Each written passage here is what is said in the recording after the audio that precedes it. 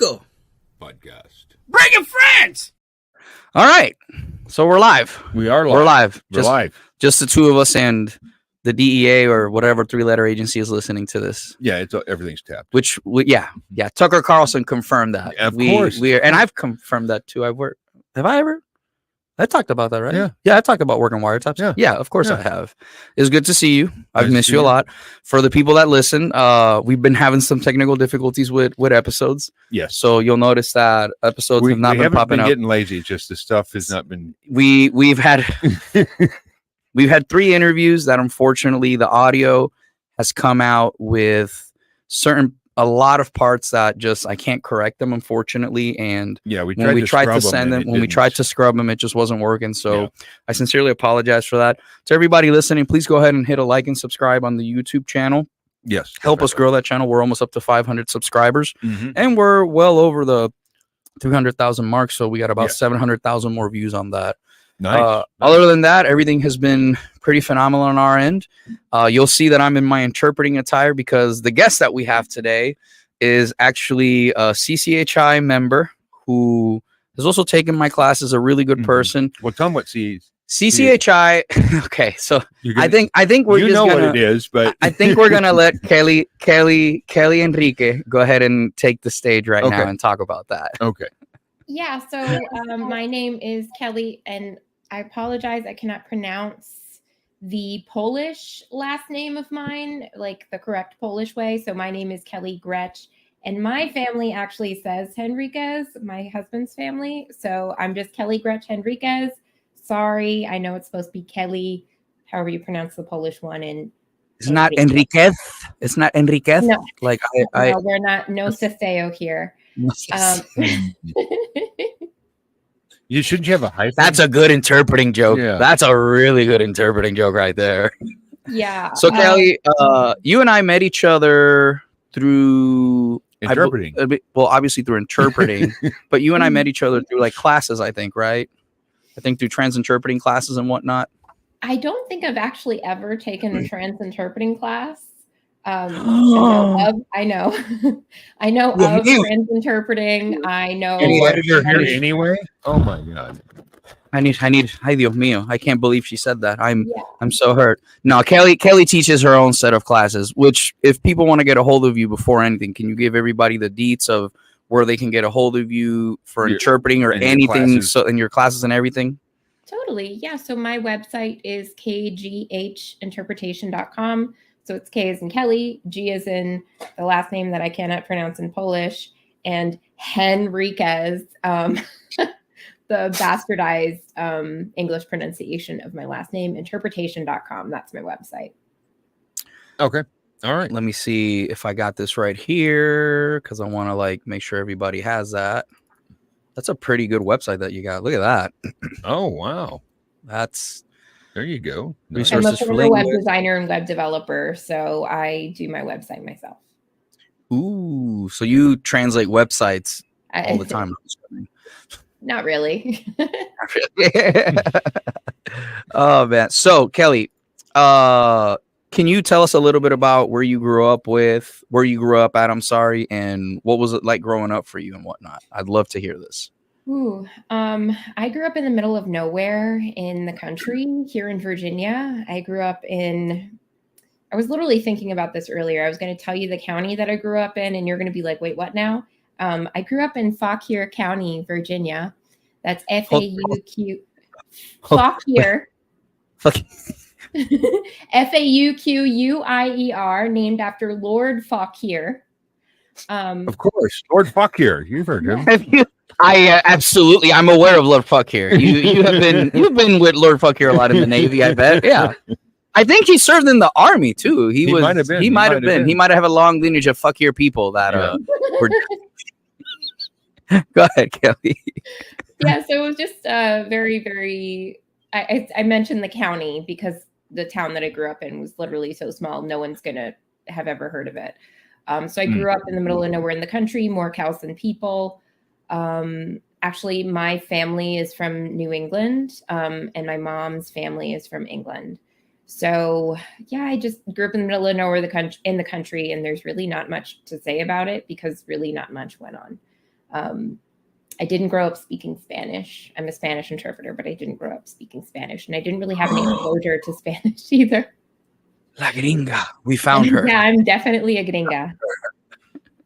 Does it bother you? How Does did it bother get you? into Spanish then? Well, hold on. I gotta ask this because does it bother you that people say that?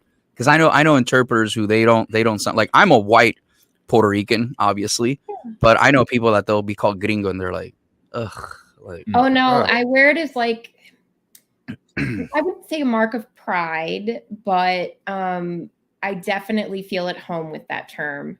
And I refer to myself as a gringa all the time. I'm totally fine with it. Go ahead, Eric. What did you have? No, well, how did you get into Spanish then in the middle? I mean, didn't you want to be a vet? I mean, with all the cows there or something? I mean, I actually wanted to be a lawyer growing up. I was a very strange child. I didn't find out I wanted to become an interpreter until I was about, I think, 2021, around there, like 2021. I was actually living in Northern Virginia at that time, and I had a lot of exposure to Spanish speakers, and I was working in food service.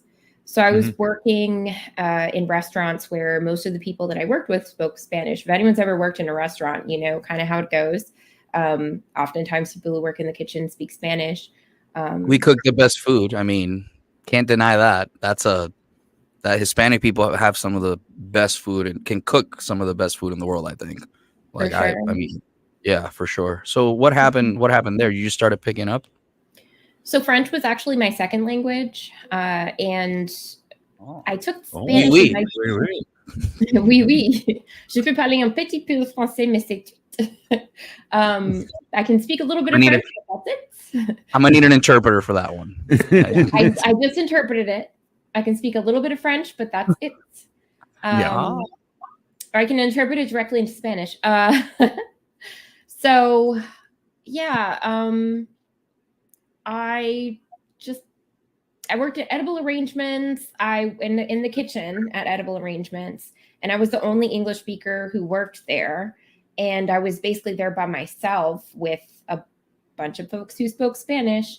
And from there, I just kind of had to find a way to communicate with people. And so I started speaking very, very basic Spanish. And then I was kind of like, okay, I'm going to start studying Spanish. I actually had my Nintendo DS, the original Nintendo DS. And I had this game called My Spanish Coach. And I studied like grammar and stuff through that. And French grammar is very similar to Spanish grammar. So that really helped me. In what sense, if you don't mind me asking, besides the accents? Well, the accents are very different. I would say, I think the process of learning a language, it's very similar. So, you have verbs and you conjugate the verbs. Those aren't really things that you learn in school when you're learning about English because you already speak it. And then there's a lot of things like, for instance, umbrella in French is, and I'm going to completely slaughter this, is parapluie, which is it's like stop rain. But in Spanish for umbrella, it's like paraguas, which is stop water. So you have some similar things. We call them sombrilla.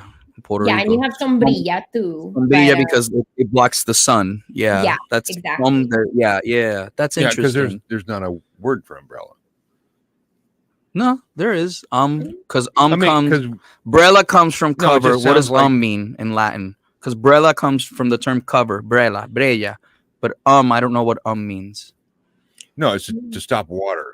To stop water. Yeah, that sounds like a definition. Paraguas. I like paraguas. This is what happens when you put interpreters in a setting, bro. I'm just saying. It sounds like a definition. What's umbrella? It stops water. Go ahead, Kelly. Yeah. So I was studying Spanish very informally, and then I ended up working in a pizzeria. I worked there for a couple of years, and I got really close with the people I worked with at the pizzeria. I've actually been back to the pizzeria since, and I'm actually planning on going back again here soon because they're basically like family to me. But yeah, I was studying like informally, and then I was conversing with my coworkers, and it was really my main man Jose, who worked within a couple of feet of me for a couple of years. And him and I would just have conversations about random topics in Spanish, and that really helped me expand my vocabulary.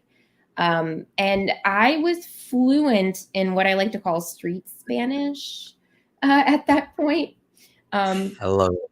There was also a coworker who would kind of pick on my coworker Jose, and he was a very lazy guy, and that really bothered me. Lazy people really bother me, and Jose was a very hard worker. And so this guy would basically pawn all of his work off onto Jose. And so a big part of my like formative experience learning Spanish was defending Jose. So I got really good at yelling at people in Spanish and calling them names. Very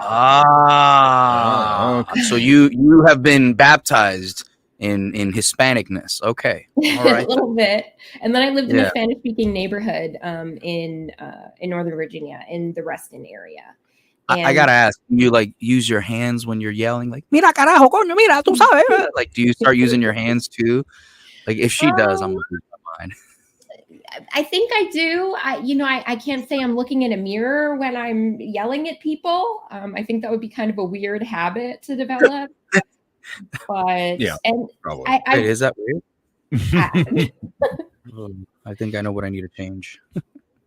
I will say, though, I did end up going to college to study Spanish because I like to make it clear that I could speak Spanish before I went to college. So I could speak street Spanish. And then I went to college and I learned Spanish grammar, all sorts of stuff. And I studied interpretation and translation. So my degree my bachelor's is in foreign language with a concentration in Spanish. And I also went through the Spanish English translation and interpretation program at Virginia Commonwealth University. That's interesting. Go ahead. I know you have stuff. Go ahead. You've been tapping me. Why'd you pick the Commonwealth University? So I always loved Richmond. That's where I live now. I live in Richmond, Virginia. And I kind of always knew I wanted to come live here. I had a lot of experiences in Richmond, and I really love Richmond. And I knew I was going to eventually move there. And the big university here in Richmond is VCU, or Virginia Commonwealth University. Okay, I was wondering because I was stationed in Virginia, and there's quite a few colleges and universities there. So I was just wondering why you picked Whereabouts in Virginia? Virginia Beach, Norfolk, Chesapeake area. Okay, yeah. So like near like Fort Lee. Yeah, Portsmouth. Yeah. Okay. Yeah. You spent what, like 15 years there, 10 years, something like that? Yeah, it was like 10 11 years, something like that. Yeah. I've never been to Virginia. Never been to the state, never driven through it. I have a friend who lives in Richmond. Yeah, I do. Tyler. Does he live in Richmond? Yeah, Tyler does live. I have an Xbox friend that he actually lives in Richmond. That's funny you say that. Okay. And actually I've interpreted for some companies there too. So that's a really, really small world. When you got done with college, how did you start in the business of interpreting? Like, so you graduated college. Did you go get like CCHI, or were you like trying to find like how to find work once you got out? So I was actually very fortunate to go through a university level interpreter training program. It was focused both on legal interpretation and medical interpretation. And I had an internship kind of integrated into my academic career. And so I basically ended college doing multiple internships actually at clinics interpreting. So that's how those are my first experiences interpreting, was through my internship program, but all in medical settings. Legal interpreting has always absolutely terrified me. And so I have never pursued legal interpreting. I gotta ask, because I'm in the spectrum of the legal. What terrifies you about it? Because I'm the reverse. For me, medical interpreting terrifies the ever living shit out of me, because there's so much that you have to know. You have to know about physiology, basic biology. You have to know about You got to know pronouns. common diseases. You have to know the pronouns. You have to know, hey, is this that? Is the heart this? How many? There's so much. I think they're called they. Shut up. Anyways, so what is it that terrifies you about the medical setting? The legal setting. You're terrified of the medical setting. Oh hell yeah! I won't deny it. Yeah. So I think for me, medical has always kind of felt home to me. My mom has always worked either in the medical field or adjacent to the medical field. Like she just got she's like a health educator now. But she was the head nurse at the small clinic in the town that I grew up in. So I always had exposure to like the medical field. So it's always felt very comfortable to me. My mom was the kind of person where we would see car accidents on the side of the road and we'd be driving and she would have her first aid kit in the back of the car and she'd hop out of the car and I'd be sitting in the car like little 5-year-old Kelly and my mom would like run over and like, do that.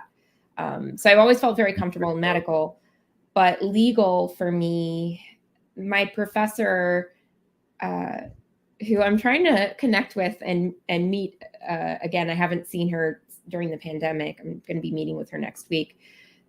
Maybe.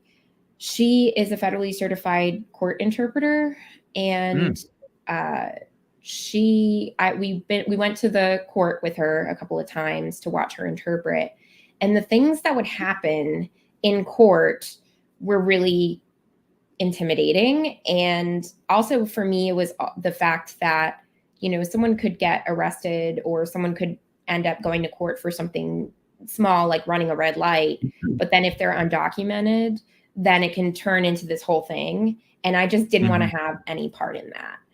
I wanted to be able to sleep with myself at night, and I didn't want to be kind of that cog in the machine, where when someone's getting majorly, am I allowed to curse? We curse on here, right? Oh, you can. Yeah, it's funny because you're. I feel like you're attacking me right now with everything you're saying because Eric keeps looking at me like, "Is she talking about you? Is she describing She's you? describing you, bro."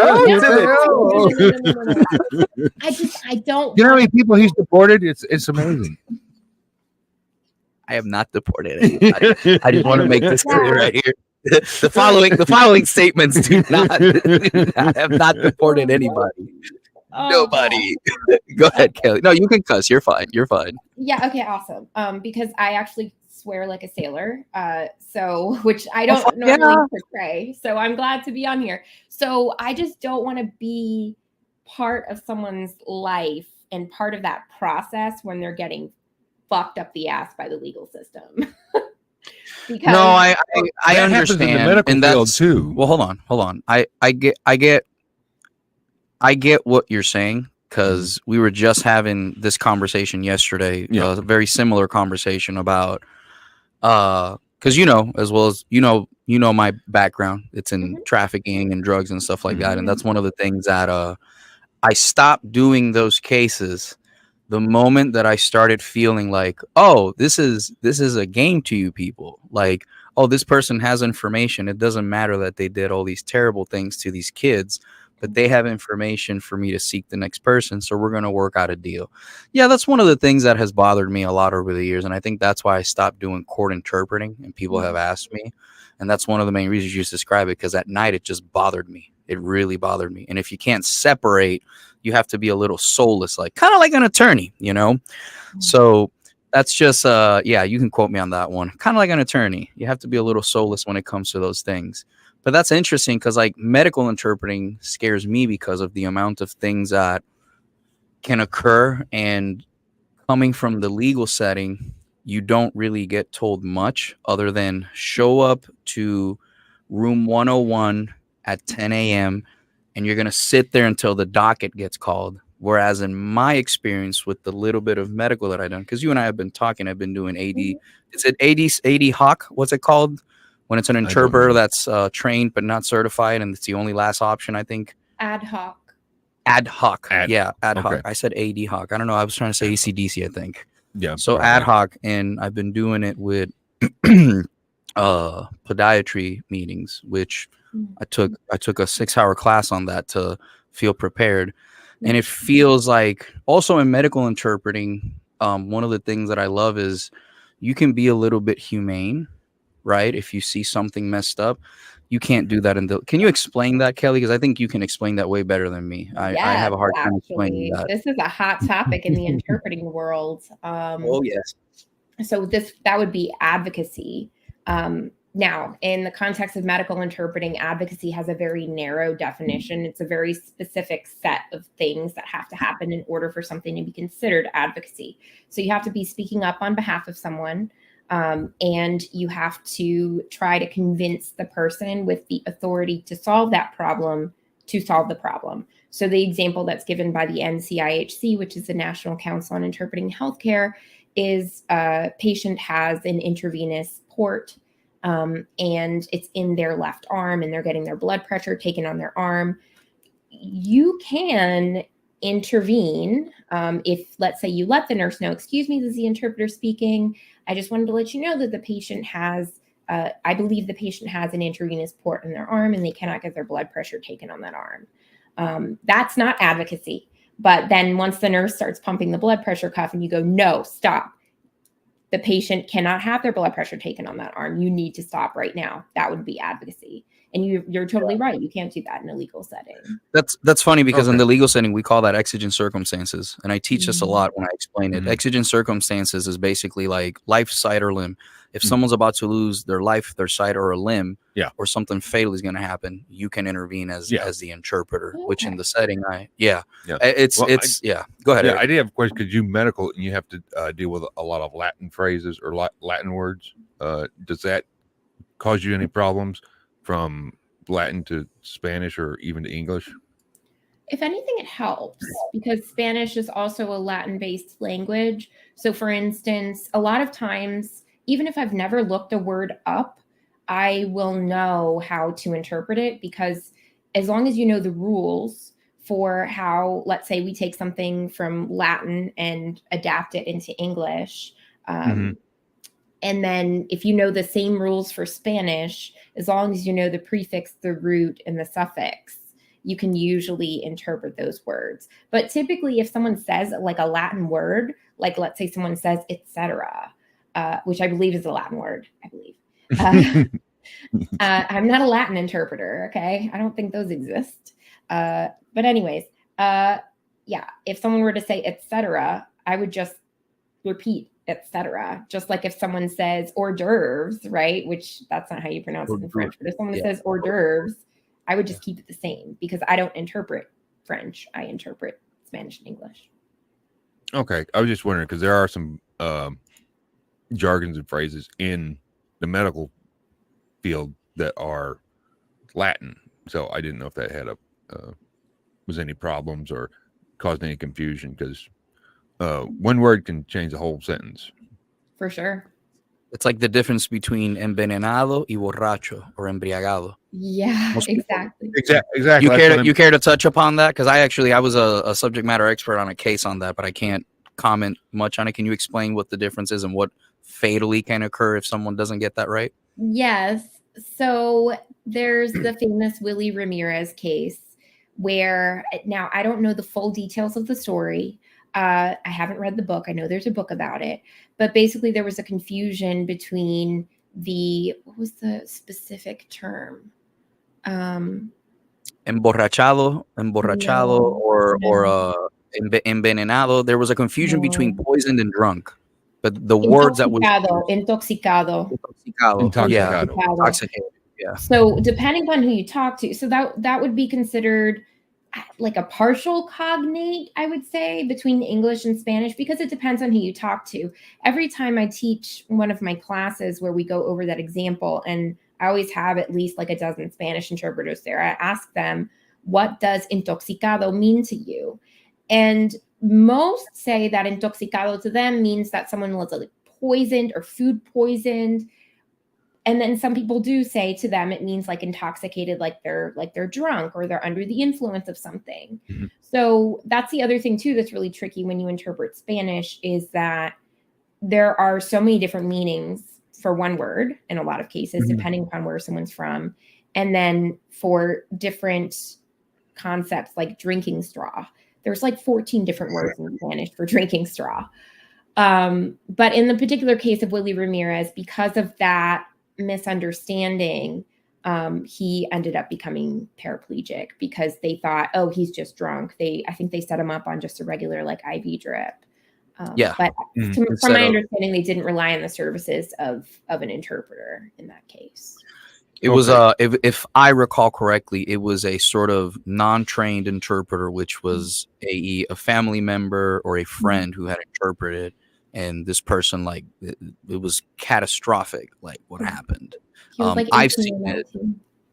Yeah, really young, and that's why it's like, the reason Eric asked that question is because I'm a real asshole when it comes to like, no, that's not what you're trying to say. Like, don't use a word. And Eric's really good because Eric's brilliant. But Eric's seen me when someone says something and I go, that's not what you're trying to ask me. Because if you were trying to ask me this, you get what I'm saying, right? So that's one of the reasons why I bring that up, is because I think people, and this is a question that I have for you, I have a hard time explaining to people how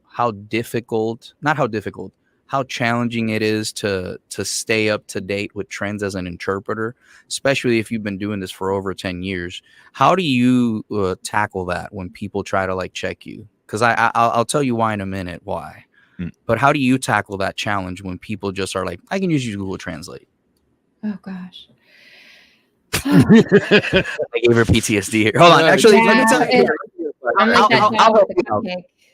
So I'll give you this, right? I'll lighten the mood, right? Yeah. So yesterday I was actually, no, not yesterday. A couple of weeks ago, I was interpreting at a hospital, right? Yeah, at a hospital, and made it very clear. I said, hey, I'm an ad hoc interpreter. I'm trained, but what is it that it is? Oh, we need to do like an initial workers' comp test. I'm like, workers' comp. I've done that. Done hundreds of those. No problem. When I get there, what they didn't tell me is that it was an initial screening for a workers' comp case, which if you've never done a workers' comp case, an initial screening basically takes forever because they're checking everything in your medical history, right? Oh, okay. Luckily, they had done like some of that already. So this was like more of like, hey, let me see what the issue is. And they're doing MRIs, right? And when we get done with the MRIs, we go to another room, and you know how it is. You walk adjacent to the provider, never stay alone with the person. Mm-hmm. And when I step outside from the room, the nurse says, oh my God, this is so impressive. She's like, where do you keep your machine? And I'm like, the machine? Like, what machine? I'm confused because I also didn't have my notepad. My notepad was in my pocket because I only pull out my notepad if like when the doctor walks in, it's going to be along. Then I start taking notes so I can refresh. And she goes, yeah, your little translating machine. That way you can tell me what it says. And I'm like, what? Like, people do that? She goes, oh yeah, we get interpreters that come in and they just pull out the machine, they put their headset, and then they tell me what it says, and then they give the person the machine. She's like, where's your machine? And I looked at her in the face and I said, I am the machine. What are you talking about? Like, look at her. She's like, so dude, I'm waiting for Bert Kreischer to give me like a cease and desist after saying that, because I was so mad. I got home and I was like, this fucking nurse. And I'm telling, like, I told him and he started laughing. And I'm like, I got to share this with somebody. So yeah, I have been asked, where's the machine? So apparently, allegedly, there's people who are out there just going around with headphones and Google Translate machines and going into medical settings and doing this shit. And I imagine that's not HIPAA compliant. I imagine all that. It's not because anything that you enter into Google automatically violates an NDA, because Google Translate is a data collecting app. That's how Google makes their money. That's why Google offers all these free services. You mean the CIA? I lose my mind at these interpreters who go around telling other people, oh yeah, just turn on auto captions in Google Chrome while you're interpreting and it'll help you interpret. And it's like, no, that is not HIPAA compliant. What? No. Wait. Hold on. Go back. Say that. Wait, explain that one to me. I got to hear this one. What? There is a very popular video on YouTube, and this interpreter from a particular interpreting company suggested that people turn on auto captions in Google Chrome when they're interpreting. Let's say if they're doing video interpreting or they're doing over the phone interpreting through an online platform, to turn on auto captions. And so I actually went and I checked Google's, like Chrome's, like privacy policy, data usage policy, all that stuff, to see if it stores that data in any way, shape, or form. And I mean, Google is just so shady about how they use and disclose our information. And so obviously there's nothing there that tells me one way or another, but you can assume pretty much, because the way that Google makes their money by providing us all these free services is by selling our data that they save. So, and I confronted this interpreter and I was just like, please, like, you can't be suggesting this to people. This is not HIPAA compliant. And you're suggesting this to medical interpreters. And they were like, thank you, I'll take it into consideration. So like the views are more important to that person, clearly. Thank you. I'll take it in consideration. I know who that person is, and I'm not going to say their name, but I will give him a chance to come to the podcast and be like, "You're fucking stupid for saying that." Yeah. Like I want to make this. No, hold on. I want to make this very clear. I know who this person is, and I pulled it up, and I'll give them the chance to come and rectify themselves on the podcast, because that's ridiculous to me. Not only are you violating HIPAA to the, I mean, Kelly, you know more about HIPAA than I do. That's a clear HIPAA violation. Like, you're sharing information outside of the normal sources as you are a provider. And then not only that, but you're full of shit. Like, it's all not that data about that appointment. Imagine you go to a doctor's appointment and you're discussing something with your doctor. Most of the time, they're very private matters. And, you don't want that information just saved somewhere or shared with who knows what. You have to be very, very careful. I even tell people about this. Like, if you're taking notes and, like, let's say you have an iPad and you're taking notes in your iPad, or you have a non-Apple tablet and you're writing something in Microsoft Word. If you type something into Microsoft Word, and I checked Microsoft about this, if you type something into Microsoft Word, even if you don't save it, it will save a temporary copy of that file, and it is entirely possible for that temporary file to be uploaded to the cloud. Unless you have a business associate agreement with Microsoft Office 365, Microsoft Office, you can't even type something from a medical appointment into a Google document, because that is a HIPAA violation. That's why they have. Well, that's you why can't they have do that those. with the courts either, because you're usually talking with your client and the lawyer. The court depends. Because there's I'm just NDAs. saying. Like HIPAA and NDA, people get this confused, but I get what you're trying to say, but it's completely different. Because, for example, as a legal interpreter, if and I'll put us up here, if Kelly is the LEP, right? Limited English person, limited English proficient person, limited English people, however the fuck you want to say it. Okay. And I'm talking to you, right? Yeah. And there's an NDA involved, or you're the attorney for her, and I'm the interpreter. If you start talking to her in Spanish, I walk away, because attorney, whatever protection, like attorney-client privilege. That's that what I was counts, talking right? about. So with HIPAA, the problem is the computer's doing the same thing. You're not supposed to put that information in there because XYZ things.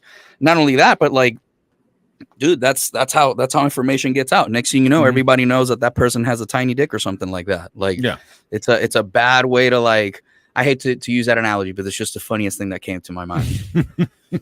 Yeah, I didn't know that person was saying that. That's interesting. Yeah, the reason I brought it up about doing the different, mixing the words up, is because they actually had, I think it was 1881, something like that. The Texas Rangers going to arrest this guy, and they spoke to him in Spanish and said, "Did you buy a horse?" And what they said in Spanish was, "Did you buy a mare?" which is a female horse. Yeah, that's completely different. And he said, "No." He said, "Well, you're lying because you bought that horse." Well, it wasn't a mare. So they tried to arrest him because they thought he stole a horse, didn't buy a horse. He goes, "Did you buy a mare?" It's like, no. So, and then the whole movie on it, and he obviously didn't want to get arrested because I'll give you one better that Kelly probably knows, because I've taught this. I just thought that was just that one word. He's like, "Nope, I didn't do that." Miranda rights. Yeah. You can't Google translate Miranda rights. If you Google translate Miranda rights, your case is automatically null and void. The problem is most people won't go through with it or won't appeal it. But if you appeal that all the way up, which it has been before, California, they had an issue with a man that they pulled over that had, and I shit you not, I'll never forget this, had cocaine, had weed, had pills, and had guns. So he's ready to party. He sued the department because they used Google Translate during a fucking traffic stop. I am During the not. traffic stop. Hold on. I kid you not. California. He's not kidding. And then there have been studies ruling that Google Translate is not suitable for like discharge instructions at hospitals, even though some hospitals use Google Translate. I've seen it happen. It's scary. It's scary. I've seen providers use Google Translate to speak to patients before, and I'm not kidding. While you're in the room? Well, it was. These are for other patients. Like, let's say, one instance, I was interpreting for inpatient rehab for a patient who had literally, I'm not sure if they had a stroke or what have you, but I heard the physical therapist using Google Translate to give the patient who was a fall risk instructions on like moving, and it was interpreting it. Move it over here. Move it over here. It. Well, I mean, how would you interpret it? How would you say the word it? It depends on the context. Exactly. It depends also too on the gender of the thing that you're moving. Are you moving your leg, the gender, or are you moving your arm, your brazo? That's masculine. So That's true. Yeah, and so it was randomly assigning genders to the it, and so the patient was getting really confused. And I was just like, excuse me. You cannot be doing this. You cannot. You have to use a qualified interpreter under Section 1557 of the Affordable Care Act. You have to use a qualified interpreter. Google Translate is not a qualified interpreter. And she was like, well, we don't have an interpreter for this patient today. And I'm like, okay, but your hospital should have plan A, plan B, plan C. So if you have that hospital relied upon contract in-person interpreters. If you don't have a contract in-person interpreter for a patient, you better have a phone to pick up to call the interpreting agency to get someone on the line. You better have an interpreting cart to pull over to you to get an interpreter on the line. And it's in Spanish. It's not. That's federal law. Yeah, it is federal law. It's federal law. Section Title 6, Executive Order 13166. Yeah, I Title teach 6, that. Civil Rights Act of 1964, Executive Order 13166, not to be confused with Order 66, which ordered the extermination of the Jedi. Different. Yes. Yeah. Exactly. Eric's learning so much. What's funny is I got that from her. I know you know what that is. I know you didn't know what 13166 was. It's funny because I got that from you, and now every class that I teach, the first 5 minutes is my intro, and then another 5 minutes is why we need interpreters. If you receive federal funding under Title 6, which Title 6 is discrimination, right? Discrimination. Title 6 is Civil the rights. discrimination clause of the Civil Rights Act. Civil Rights Act, right? And I do, and every time I get people join my class, I swear to you, I'll see like 2 people join, and then after 10 minutes, you see 15 people join. I go, you motherfuckers, you all know what I'm talking about the first 10 minutes. But it's because most people don't know that you want to make attorneys. Dude, I said this on an interview that I did with a guy named Ian Bick. I said it. I said, you want to see how you make a bunch of attorneys rich, like filthy rich? Go to the hospitals. Go to the hospitals. Go to the hospitals.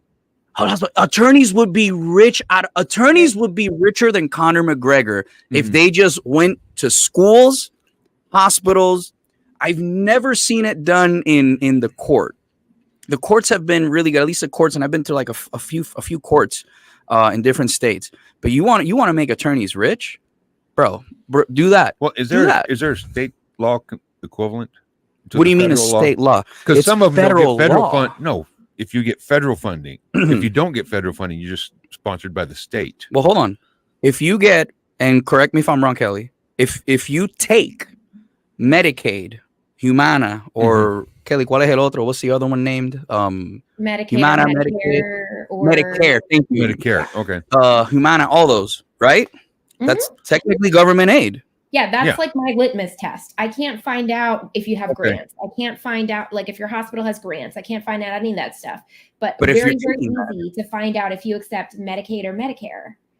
Okay. You take government aid. That I believe is Medicare Part B, but I think it's Part B. Yeah. And it's not for that particular patient. It's if you accept 1 penny of money, that means it's baked in, like language. The first access paragraph and of 13166 makes it very specific. Okay, The 'cause problem. they Go ahead. have state parks. They don't get federal funding. Yeah, but it's a that's why I completely was different that's why I was conversation. No. asking, I get the comparison, but it's night and day. It's apples and oranges. It's Okay, men and women. okay. It's children and adult. It's night and day. That's a different comparison. Okay, I will say though, to your point of federal versus state funding and state laws, it is super because I've done tons of like presentations and things on like how do we address this non-compliance with language access laws. And one of the suggestions that I always give is to pass state level legislation that kind of reflects what the federal level legislation says and does. Because the thing is every time we have a change in administration at a federal level, they instate their own director of the Department of Health and Human Services, and then they can change the implementation of these pieces of legislation, like Section 1557 of the Affordable Care Act, which mandates the use of qualified interpreters for covered entities under Section 1557, which also addresses companion interpreters that minors should never interpret, but we know that happens. Say that. Hold on. Can you say that one again a little louder for the people in the back? Just for me. Absolutely. Minors, so children under the age of 18, cannot be relied upon as interpreters except temporarily in cases of emergency. And I once had a hospital emergency room trying to tell me that, oh, well, because it's an emergency room, every case that comes in here is an emergency. Therefore, we can use children as interpreters whenever we want. Yes, I've had a local hospital tell me that. And the response to that is not an example of an emergency. An emergency is daughter under the age of 18, father get in a car accident. Daughter is okay, dad is hurt. They arrive in the ambulance. The EMTs jump out of the back and they pull out their interpreting tablet, but they have no signal. Okay, you can temporarily rely upon that child as an interpreter until you get dad to the hospital. Then once you're in a situation where you have a qualified interpreter available, you need to use a qualified interpreter. Now, I'm going to say, if you're in the hospital, it shouldn't be an emergency. I mean, you go in the emergency room, but that's why you have something called VRI, which, by the way, Kelly, you'll get a kick out of this. People over here call that virtual reality interpreter. Yeah. Kelly, I will make a phone call right now and ask someone. They'll be like, "Do you guys have VRI interpreters?" By the way, the virtual reality people. That's what they call us. Because we're not real. They got Google Translate, Kelly. What are you talking about, bro? Well, so they just set up a webcam and boom. But that's one of the ways that you can do it. I've done that. The Sicario case, case that I've talked about. That the guy claimed he was a Sicario, had cuts. They didn't have anybody. They had no other interpreter that had a security clearance. They had no other interpreter. They called me. I sat down with the attorney, explained to him, hey, my medical knowledge is this much. Let's keep it within here. But it was for a legal reason because there was an interrogation that was going to be conducted. So that's an example. The problem you have is that people don't understand the repercussions because no one is doing it. Because no one has paid attention to it. We pay too much attention to other shit. Where you want to make attorneys rich, bro, go to a hospital. Go to a hospital, sit there for a few hours, and at some point you'll hear a provider going, "Hola, como se llama? Me llamo Doctor Talasito." Ha ha ha. Well, that's another problem too. Is that there's nothing in the law that says that specifically this will happen. Medical providers, like there's no like proficiency requirements for medical providers. So there's requirements for interpreters, but technically it gives way too much power to the medical providers, because when it comes to like companion interpreters as well, so like friends or family interpreting, adults interpreting for a patient, which we know is very commonly takes place. It says that the medical provider basically has the last word, that they can determine whether that person's language proficiency is enough to interpret for their family member, whether, they should consider whether they're biased or not. How can you even determine what someone's biases are if they're talking to the other person in Spanish and you don't know any Spanish? So it's almost like the law gives these providers too much power in these situations to make linguistic decisions without having any linguistic knowledge whatsoever. I'll give you a prime example. One of my favorite things that happened to me was the doctor's like, they speak English. And I said, okay, I'll just stay here just in case because I'm still getting paid for my time. And I'm more of an asshole when it comes to things, but I like to see things play out. And what ends up happening is they start talking, and you know how it is. Some people understand a little bit of English and some people understand English. Like we can have a full-blown conversation, right? Yeah. We can all agree on that, right? Yeah. If you have context, right, which is one of the most important things, language or, understanding of the language. And then on top of that, you also understand the culture of it, right? Because you have to understand culture, language, and context. Those are the three things you need to be effective as an interpreter. Kelly, am I right so far?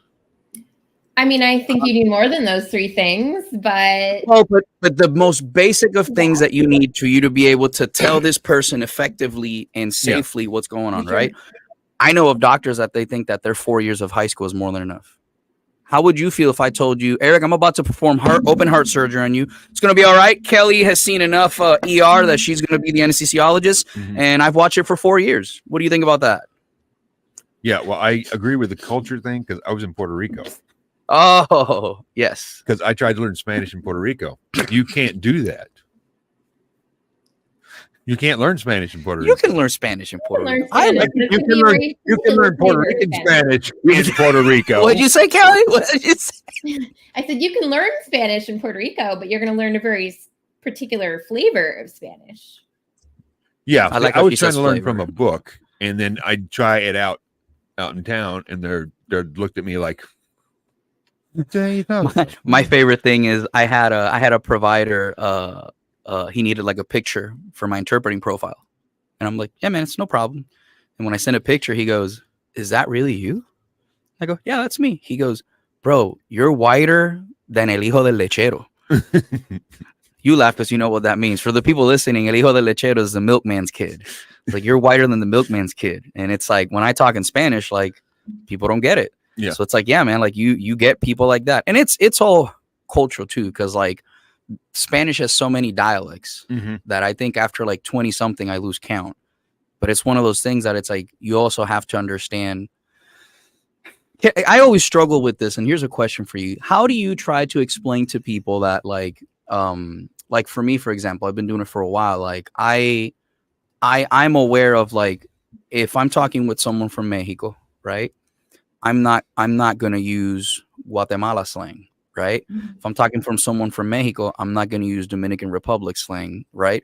How do you normally? Yeah, I love how she says that. How do you normally explain that to people yourself whenever you run into these questions? I don't typically explain it to people. It's one of those things that just kind of happens when I interpret. It's very interesting because I find that it automatically happens. Like if I'm interpreting for someone from Mexico, I'm going to completely change some of the words that I'm using when I'm interpreting.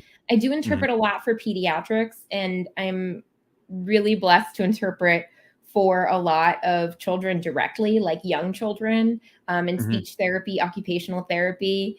And in those situations, I do sometimes have to explain to the providers that if I don't know where the parents are from, which sometimes they might say 3 words to me and there's no way I can glean from that where they're from.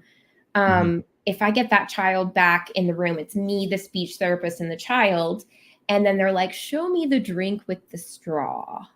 I'm like, oh God, this child is only going to know the word that their parents use. Yeah. So I usually tell the provider, I'm like, hey, excuse me, this is the interpreter speaking. I don't know which word the parents use for drinking straw. There's about 14 different words in Spanish for drinking straw. And they'll be like, oh, okay then. Now they might have a workaround. Sometimes they might have a drink that has a straw and ice in it, and a drink that has a straw, no straw and no ice. And then they'll be like, oh, show me the drink with the ice in it. Ice is a lot easier. I just say hielo, and then they'll know what I'm talking about. But unless I know where their parents are from or what words their parents uses, I typically won't interpret that question unless the provider wants me to try. But if we're doing a standardized test, I'm not going to try But like if they're kind of like, oh, well, it's not standardized because the child's bilingual, why don't you try asking with, you know, and then I kind of have to just be like, okay, I'll just use sorbete. And I use sorbete and the kid doesn't understand. So at that point, we can't assume that that child doesn't conceptually know what a straw is. I just might not have used the right word. So that's probably the only situation where I have to explain it in my experience interpreting. There's a lot of dialects in English too. Because For you sure. get Scottish, Irish, you got the actual English, and then you get people in Texas. Somebody from New York talks differently. No, really? Boston. Boston. Give me the car. Yeah. With the car. I can't pick it up. Not to pay. Oh, the card. Yeah. I mean the card. Yeah. They say card. You say, where's a cat?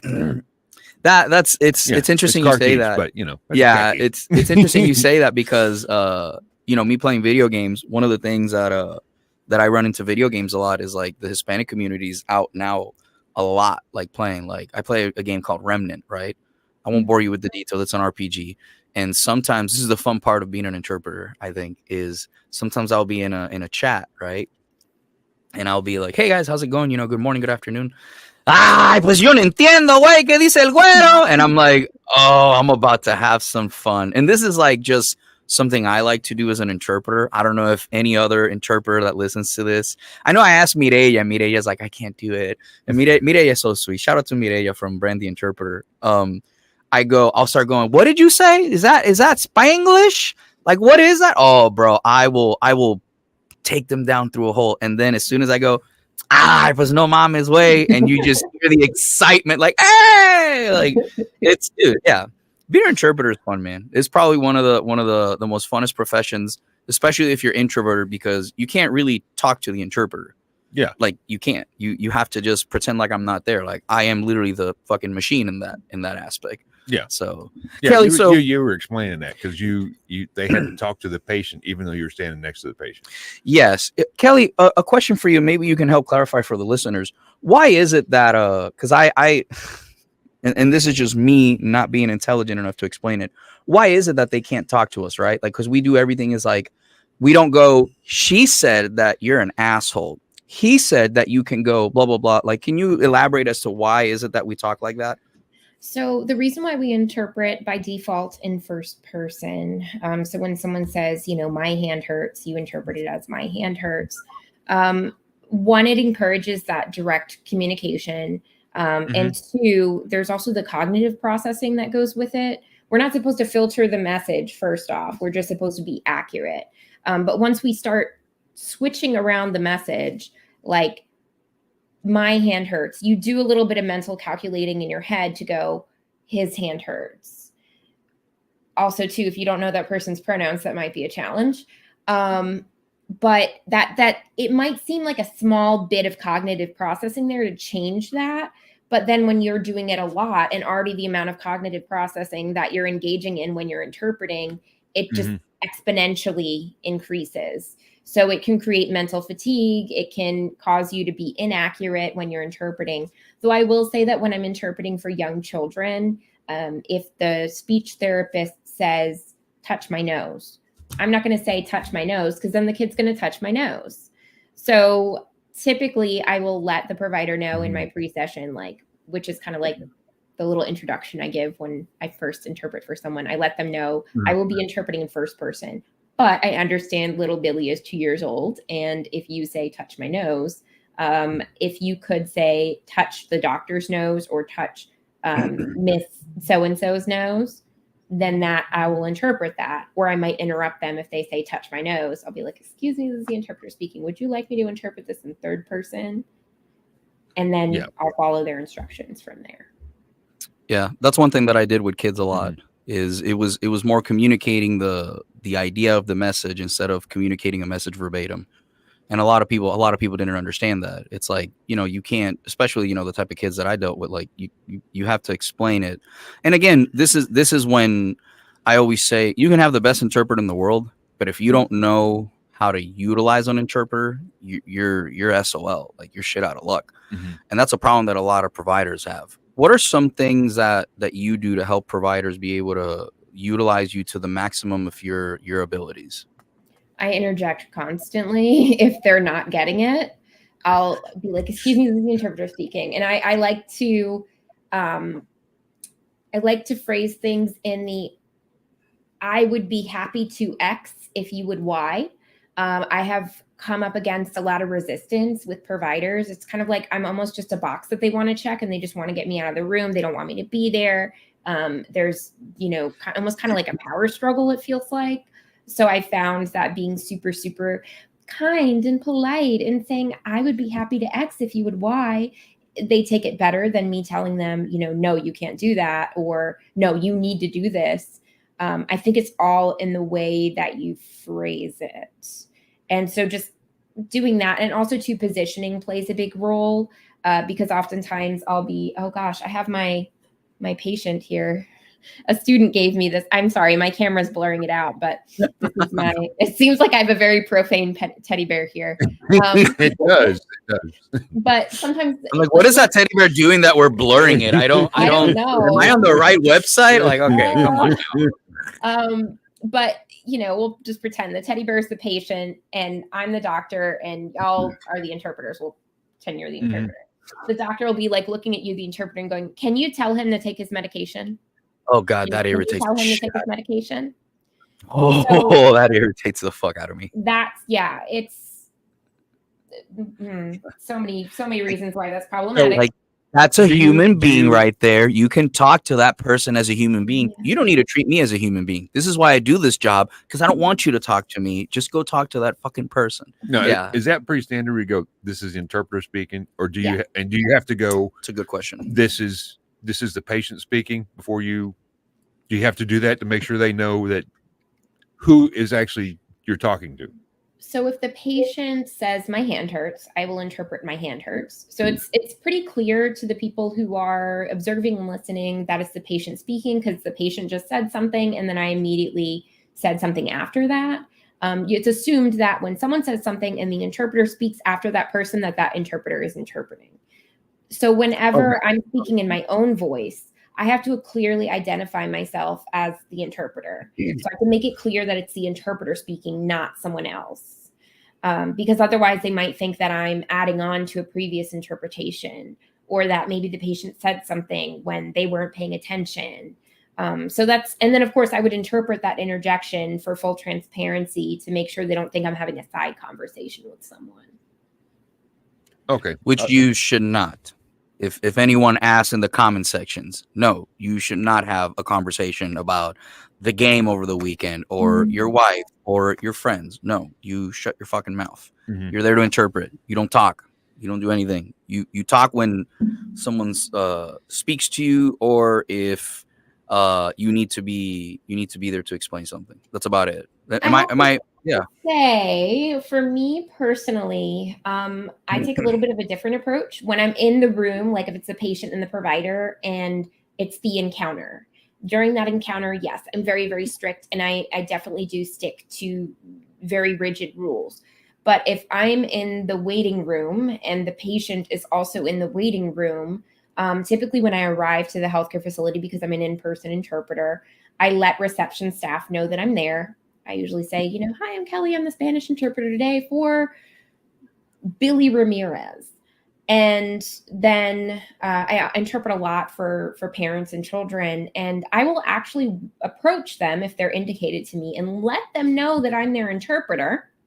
I will say, hi, I'm Kelly. I'm your interpreter. I'll say it in Spanish. Hi, I'm Kelly. I'm your interpreter today. I'm here for, and then if I have the parent's name, if I have the child's name, I'll be like, I'm here to interpret for little Billy today. And if they say, oh, thank you so much. Nice weather we're having today. I'll usually be like, oh yeah, it is nice, isn't it?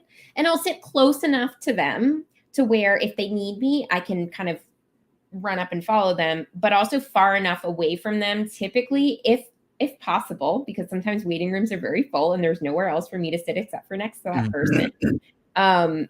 I will sit close enough to be available, far enough away to try and discourage conversation. But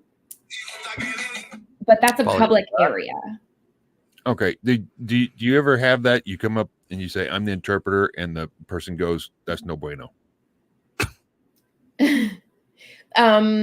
So I'm I'm just saying, you assuming don't look Spanish, and you say I'm the Spanish interpreter. That's the question you were trying to ask. I Yeah. get it now. Yeah, I get why. I get why you're asking that now. so. What you're saying is, I Because just we don't making- look. you don't. Yeah, You so- look You Spanish, don't look. and you say you're a Spanish interpreter. Does the patient go like, "No, you're not"? I have an answer for that, but I like to hear Kelly's first because I think Um, mine is not very PG. I've never had that happen, like introducing myself like that. Usually people kind of like give me a weird look. It's kind of like the same look when I go into the tiendas and I get my pupusas and people are like looking at me like I'm an alien. They look at me like I'm And an then- alien. And then she goes, "Mira, mira, dame tres," and they're like, "Oh, Dios mío, what is this?" Cabrón. Okay. Yeah, they start making their cross signs. They start like, making But That's good. There was one person I've interpreted for, and it was actually through the course of, it was about, I think, well, no, it was close to the end of the appointment. They said something very, very simple, like I'm talking 3 words, and I interpreted it. And it was so basic to the point that even the provider knew I interpreted it correctly. And then the person who I was interpreting for said that's not what I said in English.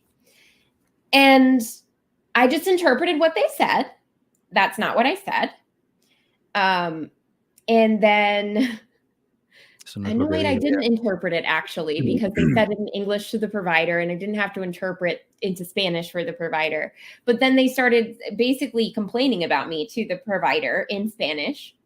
And I interpreted their complaint about me, which basically was that they didn't like me because I'm clearly not a native Spanish speaker, but they were clearly confident enough in my interpreting abilities to talk at the provider in Spanish about how my Spanish abilities weren't good enough and let me interpret it. So I kind of just left it at, okay, Hold on, say that again. Say that. Hold on. They were. I don't think you understand how funny that is. So wait, they were. You're speaking You Spanish. caught it though. because you guys started laughing at the same time. I don't think she gets how funny that is. So they were okay. Arguing in Spanish. Yeah, they were okay with you arguing, but they were while you were interpreting. So they're going, "No, esta persona no es," and you're like, "No, this person is not the right thing," and they're bitching while you're. Oh, yeah. Oh God! Because I think the mark of professionalism is if you're gonna be talking to someone in Spanish, I still have to maintain transparency and be accurate and interpret accurately.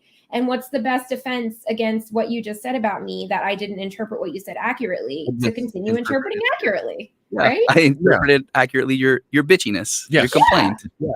Yeah. And I also He said, tried- "I'm a piece of shit." That's what he said. He said he's not going to have a gringo interpreter. That's what he said. I mean, that's I'm not just exactly imagining. what they said, but that's kind of the drift that I Yeah. caught. And my kind of philosophy is all things with empathy, which I'm not sure how that flies with y'all, but my personal philosophy, Burn it all. So I thought to myself, instead of getting personally offended, like, how dare you like insult my abilities, and take it personally, I just kind of said to myself, like, wow, that person has to have had so many negative experiences with Americans, with English speakers, with potentially English speakers, Americans trying to speak Spanish, to where they felt so strongly about me, even though they don't know me. With the machine too. Remember, they probably had a machine too. That's what they were missing. Oh yeah. So I kind of, and then I actually, after we got wrapped up, I went up to the provider and I said, because they had already left, the person I was interpreting for, the person with limited English proficiency, had already left. And so I had a word with the provider. I was like, hey, I think moving forward, I'm actually going to remove myself from this case because I was scheduled to interpret for them repeatedly in the future. I said, I think it would be best if I didn't interpret for this person anymore, because it's clear that they don't want me as their interpreter. Yep. And they actually told me, they were like, Kelly, you didn't do anything wrong. Kelly, we know you're great. Kelly, don't take it personally. They were super sweet. So it was, that's probably the only experience I've ever had. Yeah, but if they don't like you, you're not going to be effective. 100%. He physically didn't like you. I mean, he made sure he knew or he spoke in enough Spanish or English to let you know that you are not the one for him. You need somebody and else. that's fine. People don't have to like me. And if we're not going to work effectively together, then why try and force it? Yeah. Mm-hmm. Just shitty. Good thing. Kelly, ending on a positive note. Can you talk to me about CCHI, the importance of it, and what CCHI is for the people listening? So CCHI is the Certification Commission for Healthcare Interpreters. So I am a certified healthcare interpreter through CCHI. So I've passed both my written and oral exams with CCHI. I'm also a certified medical interpreter through the National Board of Certification for Medical Interpreters. So I'm a dual certified medical and healthcare interpreter. And currently, certification is not like a requirement to be an interpreter. And I just want to say this. I want to make it clear that I'm not a representative of either CCHI or NBCMI. However, I do believe strongly in the importance of certification as interpreters. If you have a certification available, to get certified, because it raises the bar in the profession.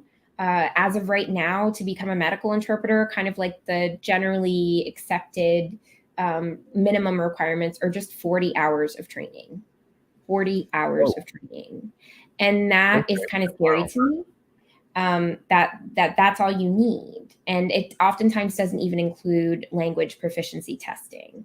Whereas if you actually sit down for a certification exam, you've proven that you have a bare minimum level of medical knowledge, a bare minimum level of legal knowledge, knowledge of the culturally and linguistically appropriate services standards.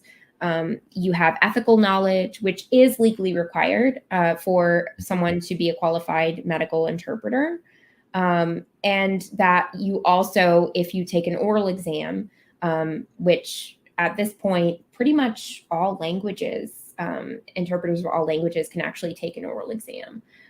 It's actually verified your linguistic skills.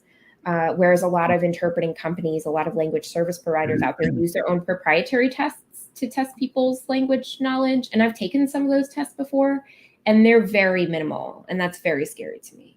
So. Oh, okay. Kelly, thank you so much for doing this. Yes. I greatly appreciate you, and I love to have you back again sometime. I think once Interpreter Day comes around or Translating Day comes around. Before we head out, could you give everybody the deets as to where they can find you, your upcoming classes, or any other sort of relevant information as to where they can find you, get a hold of you, and utilize you? Yeah, so I am pretty much everything that you need is on my website, which is kghinterpretation.com. So that's K as in Kelly, G as in girl, H as in horchata. No, what's another? What's the Natophonic alphabet? I don't know the Natophonic alphabet. H is in hamster. Oh my God, it escapes me. Interpretation.com. And then if you go to the subscribe page, all of my information's on there. Okay. That's perfect. Kelly, thank you so much for this. Thank you. Stick around while we just do our outro. I greatly appreciate this. Kelly Henrique, everybody just go ahead and follow her and give her a like and everything. And to everybody who's listening, thank you so much for continuing to follow us. This has been a great episode. I know that I talk about interpreting a lot on the podcast, especially when it's one of those times. But to everybody listening, go ahead and give us a like and a subscribe. Yes. Stay tuned for more. And if you have anybody that you'd like to see us on, go ahead and send us an email. Send us an email. Send us an email. Send us smoke signals. Anything that you can do, we'll definitely get it. Thank you so much. Morse code works too. Morse code works too. Eric knows that. He's that old. Yep.